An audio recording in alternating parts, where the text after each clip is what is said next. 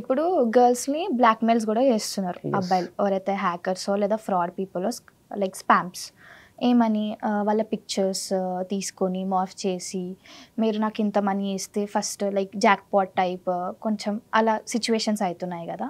అమ్మాయిలు ఎలాంటి జాగ్రత్తలు తీసుకోవాలి? ఇప్పుడు కొంతమందికి ఇన్ఫ్లుయెన్సర్ అవ్వాలని ఇష్టం, కొంతమందికి రీల్స్ చేయడం అనేది ఇష్టం, అది వాళ్ళ పర్స్పెక్టివ్.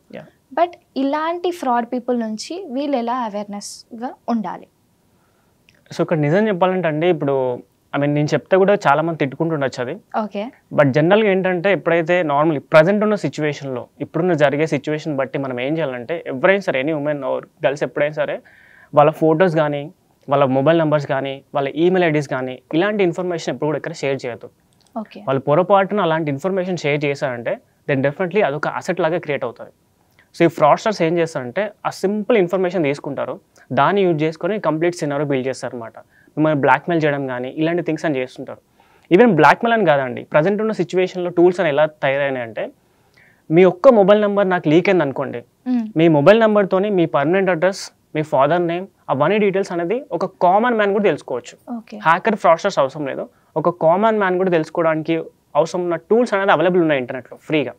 జస్ట్ ఒక వెబ్సైట్కి వెళ్ళి మనం మీ మొబైల్ నెంబర్ అక్కడ ఎంటర్ చేసామనుకోండి, దెన్ ఆటోమేటిక్గా మీ కంప్లీట్ డీటెయిల్స్, ఆధార్లో ఉన్న డీటెయిల్స్ అని అక్కడ చూపిస్తాం అనమాట. సో ఇప్పుడున్న సిచ్యువేషన్ ఏంటంటే ఈచ్ అండ్ ఎవ్రీ ఇన్ఫర్మేషన్ ఒక పెద్ద అసెట్ లాగా అనమాట.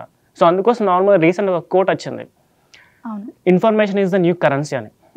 సో అదొక న్యూ కరెన్సీ అయిపోయింది. సో మనం దాన్ని ఎంత సెక్యూర్ ఉంచుకోవాలి. ఇప్పుడు మన దగ్గర పైసలు ఉన్నాయనుకోండి, మనం బ్యాంక్లో పెట్టుకుంటాం, మనం బయట రోడ్ పైన పడేయం కదా.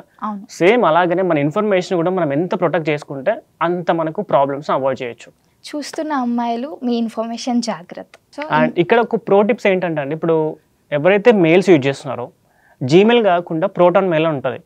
సో ఇలాంటి ప్రోటాన్ మెయిల్ కానీ లేకుంటే ఫేక్ మెయిల్స్ అనేది బయట ఇవ్వడం కానీ షేర్ చేయడం కానీ, సైన్ అప్ క్రియేట్ చేసేటప్పుడు ఆ ఫేక్ మెయిల్స్ ఇవ్వడం అనేది కొంచెం హ్యాబిట్ లాగా క్రియేట్ చేసుకుంటే బెటర్.